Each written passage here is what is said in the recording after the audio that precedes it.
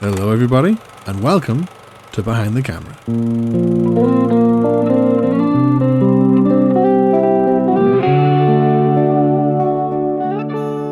Here we are with episode 114 of Behind the Camera.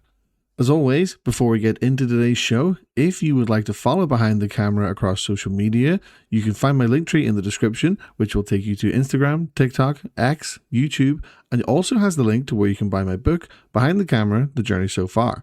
This is available in both paperback and ebook, and is free to read if you have Kindle Unlimited. If you also would like to see more of the behind-the-scenes side of the podcast, you can also support the show on Patreon. For £3 a month, you'll get access to extra content, including a Patreon exclusive series, your name added to the wall of patrons at the end of every episode of Behind the Camera, and much more. But now, getting into today's conversation. Today's guest is online reseller and author Kira Hartley Klinger. Starting from the ground up in the early 2000s, Kira discovered the unique following of vintage fabric and textiles. Opening up an Etsy store as a result, things just grew from there. 2 Fabric Wars books later, about the fabrics Kira has collected, Kira found herself in the position of a hybrid author, sharing stories from her family and 8 grandchildren with the book Arlo the Camp Bus. If you would like to check out Kira's Etsy store, you can find this on Etsy under .oddity, and Arlo the Camp Bus can be found on Amazon. The links will be in the show notes. But now, here's the interview. Kira, welcome to Behind the Camera podcast. It's an absolute pleasure to have you on the show today. How are we doing?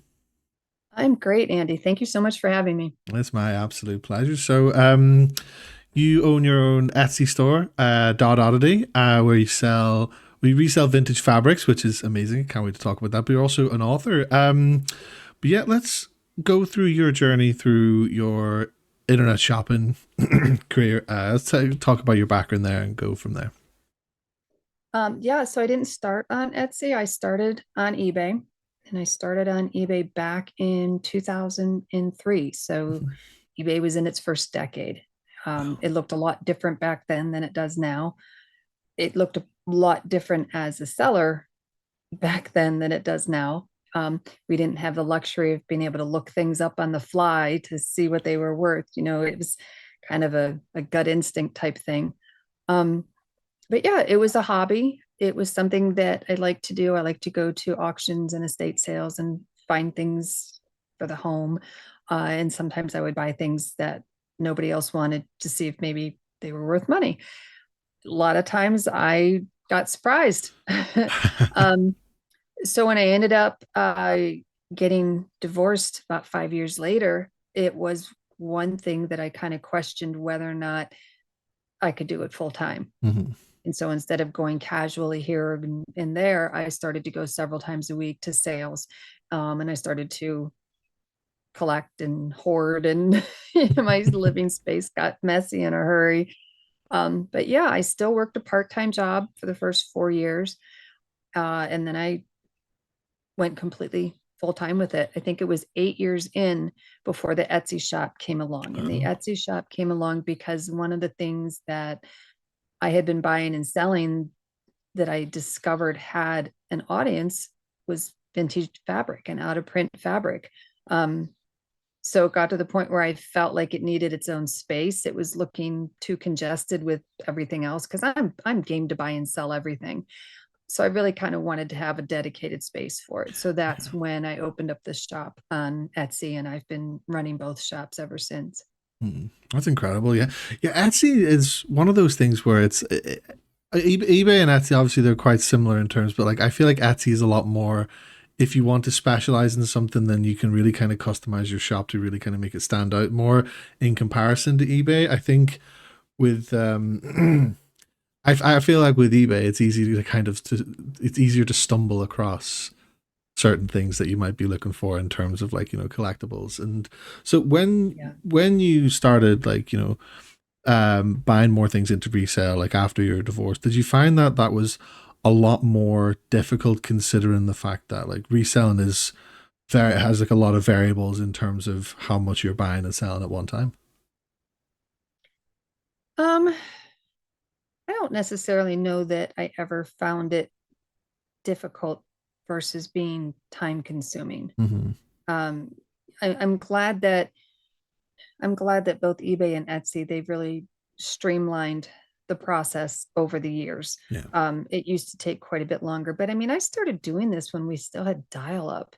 So I was used to sitting there in front of the computer waiting, waiting. And the Etsy or the eBay listing page at the time, it was a few pages long. It wasn't just one and done.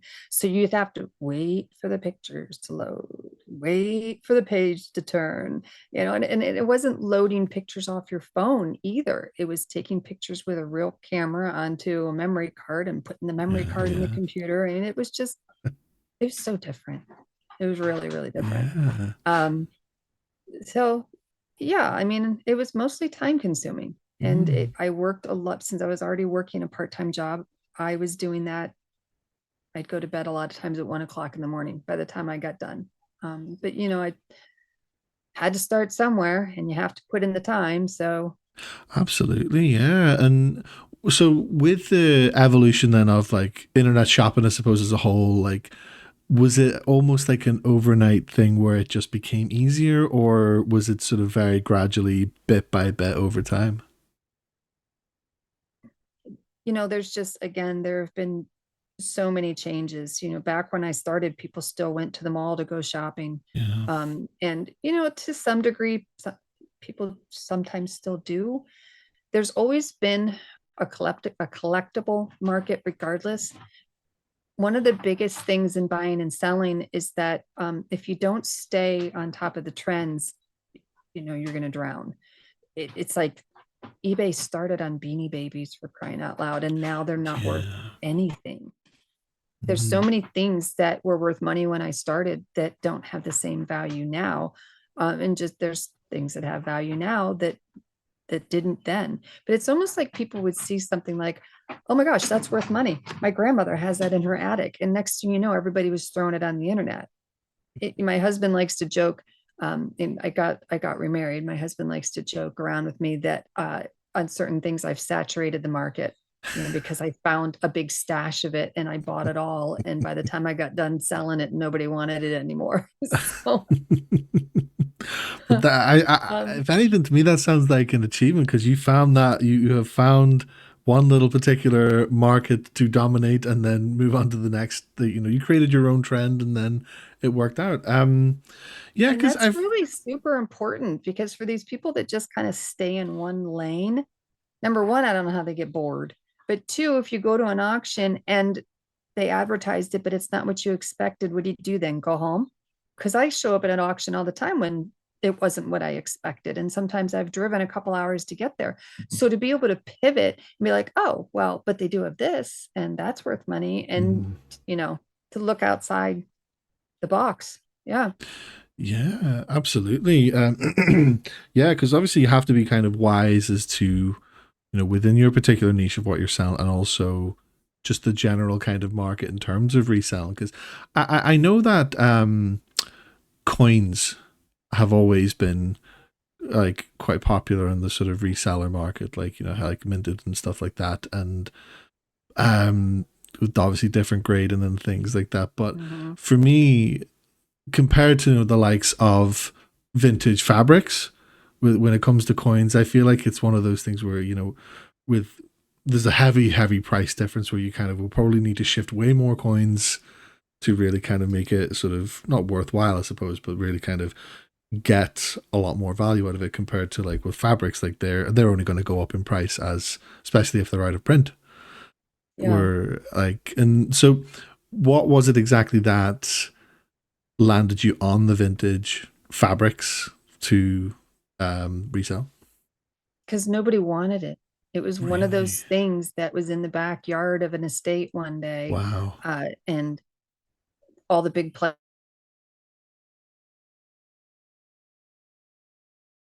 players went home, my labels that everybody knows about, and they duke it out and they spend all kinds of money. And then when the collectibles tables sold out, they pack it in and they go home. So the fabric was something that didn't get sold until the end of the day. And nobody really wanted it. I had a little bit of competition. So I took it home. And I'm like, I'm gonna learn about this. Maybe there's something there. I've always kind of I've always kind of believed that anytime I have an opportunity to buy quantity of Mhm. something for a low price, that I am bound to make money.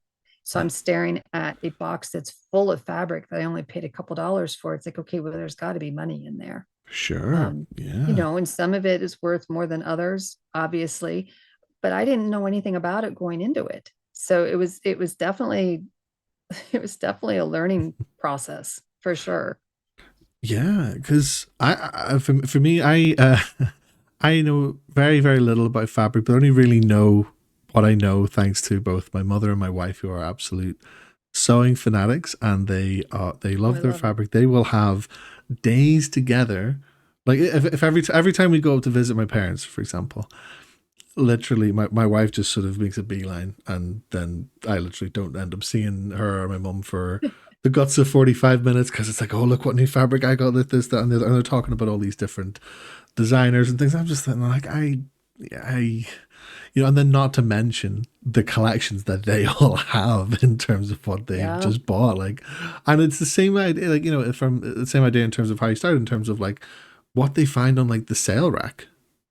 And then those, like, it's amazing to sort of really know like what these things can be worth just in a number of years. And do you feel like COVID might have had a say in terms of like in terms of dictating the market for fabric? Because I know since COVID, it's one of those things where a lot of people get into different hobbies, and I know crafts were a huge one. Did COVID sort of help that with in terms of like your market? It helped me. Yeah. I definitely grew during COVID. I had my best couple of months to date Wow. during COVID. I mean, just it was crazy. There were months that was all I did was ship fabric. And once upon a time, I shipped all over the world, and I still do. Mm. Our postage, though, has gotten so ridiculous that I only get a sampling of international buyers here and there. I used to ship to Japan and Australia like Wow. all the time, weekly. And now it's just one here, one there. And I just can't, there's not a whole I can do about it. The shipping is just stupid. Oh, But it's so yes, bad. during COVID, um, my sales definitely went up. And I'd like to think that I've retained some of the customers since then, because it's been on the climb ever since. But I've had so many sales at this point that there are definitely some people that I recognize out the gate. I have people that have placed 50 plus orders from me. So Oh, wow. I see, yeah, some people I'm like, oh, hey, how you doing? And others I have to say, oh, yeah, you're a repeat buyer. What did you buy again? But yeah. Yeah, I think that's like part of the charm with Etsy, like I mentioned before, because I kind of feel like with Etsy, there's that more of that like kind of personal element to it in comparison to like eBay, and that's incredible. Like especially getting those like return buyers where they know that Mhm. they're specifically searching for your store to get to see what, well, ultimately to see what you've got, or to maybe go back and buy something they had their eye on before. That's incredible. I love that. And so obviously, with you having your Etsy store dot oddity, that led you to writing your Fabric Wars books. So Yeah. what can you tell us about them? Like, what was the inspiration for writing the books? I've always loved to write. I've been Mhm. writing for as long as I can remember. I always thought I was going to write fiction. I didn't have any luck trying to sell anything in the fiction market, Mhm. my 20s, my 30s. I finally sold some magazine articles in my 30s. But even if you're a published writer, it doesn't typically pay you enough to live on. So I had to put the writing away after I got divorced. But I felt like, I don't know, I'm always kind of a storyteller at heart. It's like I can't, as you can tell, I can't answer a question without an anecdote. There's just always it always goes into some sort of storyline. So that's kind of what happened when I started to buy this fabric. I started to become, I guess, more interested in the people that I was meeting. I was paying attention to the auctioneers and paying attention to the competition. I was seeing a lot of the same competition when I really started to hunt fabric specifically. So there was always something funny about game day, you know. Um, but yeah, and sometimes it would just be something about where the fabric had came from. And that's another thing about the people on Etsy. they're interested in what history there is in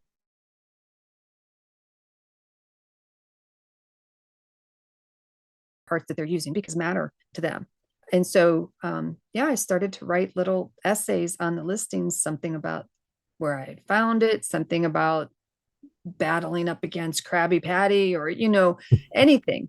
And I started to get people that wrote into me and said, yeah, I love your shop. I've been here the last 3 hours reading your stories, and I really think you should write a full length book. And, at first you're like, oh, psh, yeah, okay, whatever. I've been down that road before. Okay. But after hearing it enough times, then the mind goes back to, well, maybe.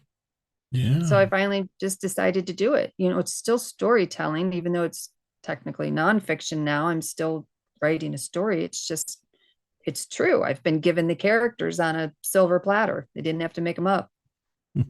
Yeah, definitely. And I think especially because like you'd been writing anyway, so all the material was there to just sort of collate it together into a book. And I think in terms of like things like that, because if you are like a store owner online or what, you have to kind of research what it is you're selling. You have to kind of know about it because one, that's kind of part of your selling point, but then at the same time, it kind of goes the other way where you might have people like customers looking at the products and they might be absolute experts on it and they'll be able to kind of it kind of almost creates that little bit of connection where they see something that they know a lot about, maybe a kind of rare item to see online, and then it sort of just adds to the storytelling piece of it. And I think Yeah. it's like, and that's something that fascinates me because like everything is storytelling. Like it's really Mhm. kind of, if you're trying to sell something, you're selling a product, but you're also selling a story because what is the origin of it? And obviously, when you have these like little anecdotes as well, it's sort of, I think it adds to that like nice personal touch in terms of, well, the history of this specific item that you're selling. It may not be relevant to like the designer or what, but it's the journey of how it ended up in your store, which is incredible. Yeah. I mean, I didn't realize I was doing it, but I was ending up, I mean, I like created my own niche. Mm-hmm. There's nobody else out there that's really doing that. There's nobody that's tying all these different things together and tying it with a bow. Here you go. This is my package. This is me. Um, I like to say that I created a brand without before brand was a brand. I didn't know that that's what I was doing, but the more layers that kept getting added on that backed up the shop, that backed up the books, it became one big package. Yeah, yeah, absolutely. And you have two Fabric Wars books. I'm assuming that's just because of the stories that kind of almost keep writing themselves as you have Yes. gone along. Yeah, yeah. And is that something that you think you could continue doing on? Like the longer you do this, is just keep on adding to the collection? I mean, I could. Right now, my brain sees a trilogy. Mm-hmm. I like the idea of this boxed trilogy set. Um, so that's kind of where I'm headed now. And I do have the third one on my computer. I've just gotten squirreled by so many other writing projects. So I need to get back to it. I didn't want so much time to lapse since the last one. It's been a year now since the second one. And I Mm-hmm. kind of thought after a year and a half, 2 years, I'd have the third one, but we're not there yet. No, that's fair. But That's fair. yeah. And do you go through a publisher for these, or do you self-publish? I decided to self-publish. Mm-hmm. I, spent a decade trying to chase down traditional publishers when I was writing fiction. And when you're trying to get an editor or get a publisher, I did have an agent for a while, but basically they're looking at your work and they're saying, I wonder if there's an audience for this. Yeah. But my audience kind of found me. Mm-hmm. So it's like, I was 55 at that point. I didn't really want to spend another decade chasing down traditional publishers. And the world looks differently upon self-publishing now. Back in my Absolutely. 20s, it was shameful. You didn't self-publish, um, unless you were desperate. It's different now. 100%. Yeah. Like I think it's incredible that, you can self-publish, and I think I think it's important to be able to do that because, when you mentioned there, when you go through like traditional publisher editor, the first thing they're going to say is like, is there an audience for this? Whereas Mhm. if you are in a position to, like, well, if you're writing something and it's off the back of something that you are already doing, well, there is your audience. Your audience is already there. It's a little bit more concise and a little bit more niched, and but that's where it starts. And Right. there's always the potential for it to expand through different communities like that. And Yeah. I I mean, think, and it's, yeah, I'm like, sorry. oh, sorry, I was just saying, like, self-publishing kind of breaks down that barrier compared to, Mhm. like, is there a immediate global audience for this? But it doesn't have to be. It's like these things can be like a slow burner as you go along. But if you've got that kind of story to tell, the fact that you can Yeah. And self-publish it you and know go and what's do it is crazy great. is I've sold a fair amount of books in Japan. Really? And that always surprises me for some reason. I was just like, really? Japan? Okay. Um, but with self-publishing, you have to really be the captain of your own ship. Yeah. If you're going to sell books, it pretty much falls on your shoulders. I think there's this big misconception that if you publish a book and you put it on Amazon, that suddenly the books are going to just start flying off the shelves. Well, there's a lot of books on Amazon. And yes, I sell books on Amazon, but it is a minuscule amount compared to what I sell on my own by buying copies and by selling them through Etsy. I also, when I publish the books, I'm like, okay, well, I need to take these to my people. Hmm. Who are my people? Yeah. And so it occurred to me, okay, well, my people are those that use fabric, and who uses fabric but quilters use fabric. And we have clubs over here. I don't know if you have them there. They're called quilting guilds, where quilters have a club and they get together every month and they show what they've made. And they usually have a charity that they make things for, and they have guest speakers.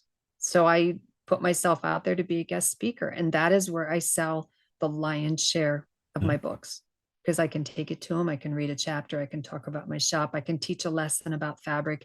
I'll do an hour presentation and then I'll sell and sign books for the next 30 minutes.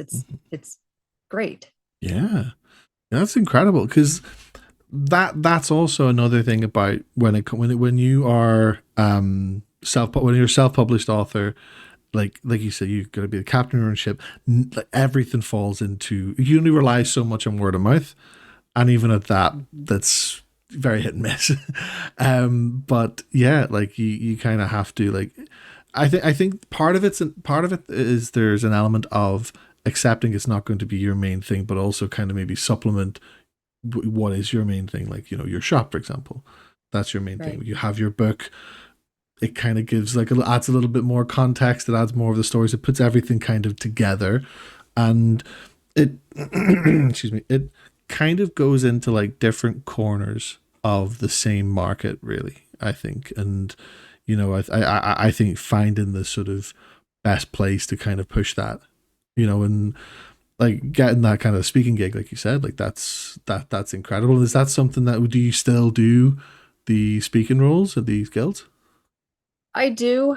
Um, guilds usually book out about a year in Hmm. advance. And so I did quite a few the first couple of years. And then my dad got cancer. Hmm. And so I want to be able to drop everything on a moment's notice and go if I need to go. It's an almost all day flight thing to get there by the time I change planes and everything else. So it's not like I can just hop in my car and drive an hour. No, of course. Um, I did not want to be the person that canceled on a quilting guild after they had me on their books for a year. So that's actually when I started to step it up more with doing the podcast interviews. Podcasting, you don't like to change an appointment or an interview, but sometimes you have to. And Yeah. it's usually okay. But it's also something I can do remotely if I have to. I did one in a hotel in downtown Boston. I worried because it's so loud in the city. But yeah, it was a lot more flexible. Yeah. I'd like to go back to doing quilting guilds. I have a lot of fun. I meet a lot of really great people. I actually had a fabric auction that I went to a few weeks ago, and it was in a town that had a quilting guild that I had spoken to, and next in the neighboring town was another quilting guild that I had spoken to, and I was like, okay, there's going to be people here that I have met, and I'm going to feel really badly outbidding them on this fabric. I almost didn't go because I was really kind of worried about it, but no, there were some that people there that remembered me and people that I remembered, and it actually turned out better than I thought it was going to. But, yeah. Well, that's good. Like, 'cause I think that's when you kind of create a network in these sorts of things. Like, it's nice to kind of have that kind of nice to remember people to be remembered, and it's all in good spirits over something that you're all like minded over, and that's like a sort of an enjoyment of the fabric, whether you enjoy fabric and in your case buying and selling it, or people who use it for craft. And I think there's I kind of just adds to the storytelling element of it again. Well, it was kind of funny because we would be chatting, and one of them would say to me, okay, I want that on the table. One of the ways that auctioneers like to sell things is they like to put many things on one table, Hmm. and then they say, okay, the highest bidder gets to pick what they want. And you can pick one, you can pick two, you can pick three. But that way, people don't really know what the other bidders are bidding for, what they really want. And so Yeah. that has a tendency to drive up the price because nobody's 100% sure whether or not the person next to them wants the same thing that they do or not.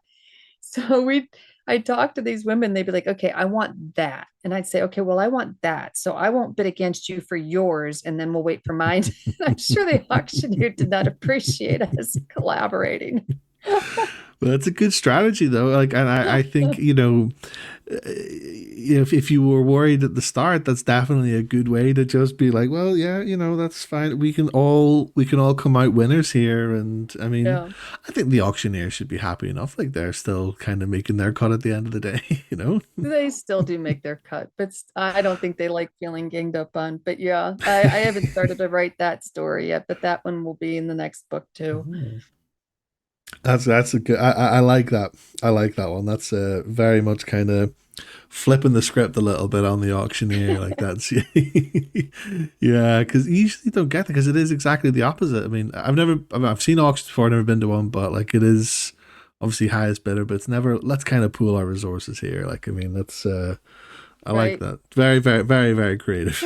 Teamwork. Exactly. So as well as following on from your writing, you also wrote another book under a pen name Kira Lee, Arlo the Camp Bus. Yes. What can you tell us about this? Because obviously it's a fairly different from what you've written with Fabric Wars, but yeah. Hopefully this is going to be my retirement plan. I Oh. mean, I think I'll always buy and sell as long as I can make money. And I probably have to, I have a lot of inventory. I can't just leave it. So, um, but we have 8 grandchildren, and we have a 5-acre farm with lots of animals and a pond with fish and a old boat with a water slide on it, and go-karts galore. And the 8 grandchildren come to our house for camp for a week every summer. Yeah. And one year, the thing that we bought, since we had 8 grandchildren, we bought an old bus, and I painted the bus to look a lot like the Scooby-Doo bus. And my mother, she kept saying, you really need to write the camp stories. And my best friend, she painted the covers for my Fabric Wars books. And she's like, she goes, I always wanted to illustrate a children's book. So it's like, all right, well, let's just do this. And so that's where Arlo came from. And Arlo is basically, the first one is the story about how we got the bus and fixing Arlo up, and how Arlo turned from a church bus into a camp bus, that sort of thing. Um, but I kind of enjoyed going like one step further and putting like a little hidden message in the book. Like the first book goes back to saying, I am loved. And the second book, it has a theme of I am special. But yeah, the second book, I'm waiting on the artist. I've been done writing forever. I like to give her a hard time. She kind of has the bigger job on this one because I give her like 30 pictures that have to be painted. Mm. But yeah, no, I would love to do it in retirement. I would love to have 10 books. I see an Arlo series of 10 books, not three. Forget the Yeah. trilogy. I want like the Dr. Seuss collection. But I mean, of course, it's one of those things like that. That's beautiful, by the way. But it's one of those things where it's so possible because, for as long as your grandchildren are young, there's always going to be those new stories, and I think it kind of runs parallel to like Fabric Wars. There's always those stories that are going to be able to be documented, and like the longer it goes on, like it's something that like your grandchildren can pass on to their grandchildren, be like, this is like about us when we were kids, and it's such a lovely little like legacy thing as well, like to be able to just sort of Yeah. immortalize all these stories and have something to really kind of not just pass down, but also kind of just share with the world as well. Like I think Yeah. because that's something as well is that like every story, I think I genuinely believe like every story told will always resonate with somebody, at least in some way, shape, or form. And I think like that's why it's such a beautiful thing. And I like the idea, as a creative, as a writer, knowing that I'm leaving something behind. Something's going to still be out there somewhere at some point. So it comes down to asking myself, what is it that I want to leave? Mm. What's this legacy that I want to leave?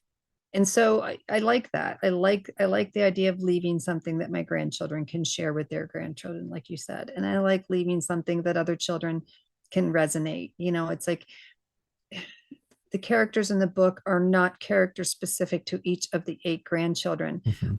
but they might be similar. And there are 8 of them. And the camp stories are going to resonate with things that they did here at camp. Mhm. So it's not written verbatim, but they're going to know that it's their story. Of course, yeah, and like the more people that read that, then of all ages as well. Like there's always going to be something that somebody can tie that back to, and I think that also applies to your like the Fabric Wars books too. Like with the stories there, there's always going to be whether it be somebody who used to have quilting as a hobby and they read this and it brings back a lot and they kind of realize there's a lot more depth to these sorts of things. And yeah, I think ultimately it does just really come down to like how amazing these like little stories can be and what they really not even what they mean to yourself and like your family and but what they can really just mean on a general level in the world. Like I think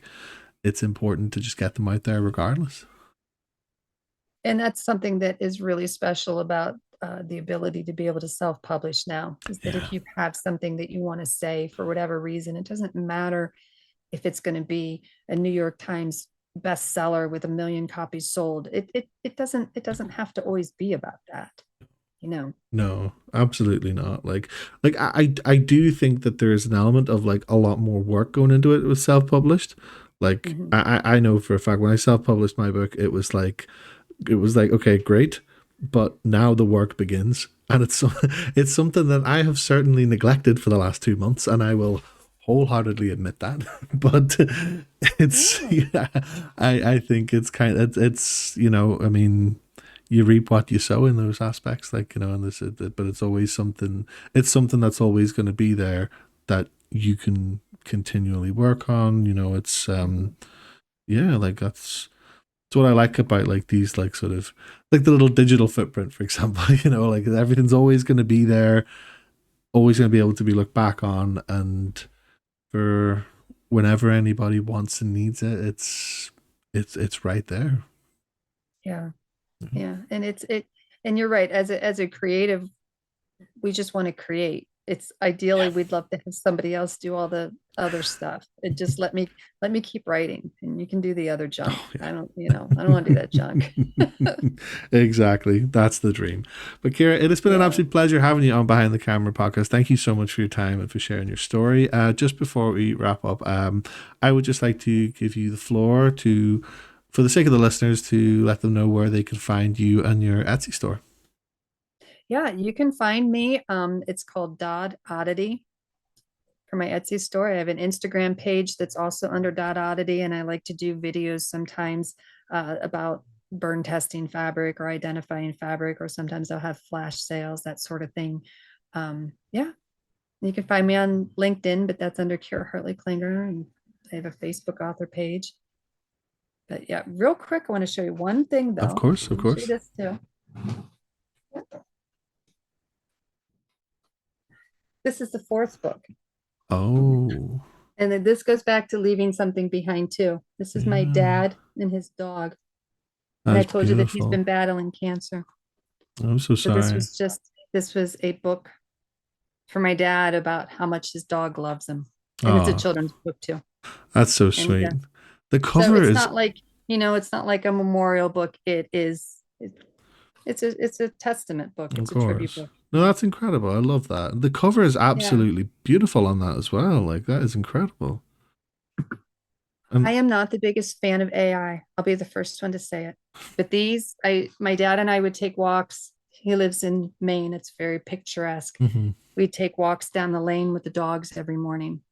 And so I took a bunch of pictures taking walks. And there I found a program using AI. It's called Color Sketch. Okay. And you can transform the photographs Hmm. into a drawing. See, that's one And of the better things for AI, I think. yes, That's but incredible. yeah, I can go down a rabbit hole on how much I hate AI.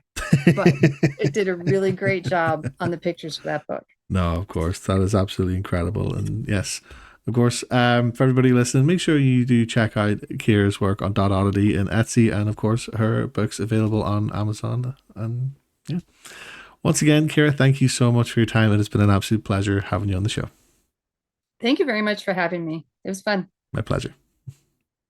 And there you have it for episode 114 of Behind the Camera. Huge thank you to Kira Hartley Klinger for being today's guest. The links to her Etsy store and books are in the description of this episode, so be sure to check them out. As always, thank you to all patrons for your support. You're all truly appreciated. And of course, if you would like to stay connected with Behind the Camera, check out my link tree in the description for all socials and for my book, Behind the Camera, The Journey So Far. Thank you for listening, for the support, and for being part of the journey. Until next time, take care, stay creative, and I'll see you soon. But until then, peace.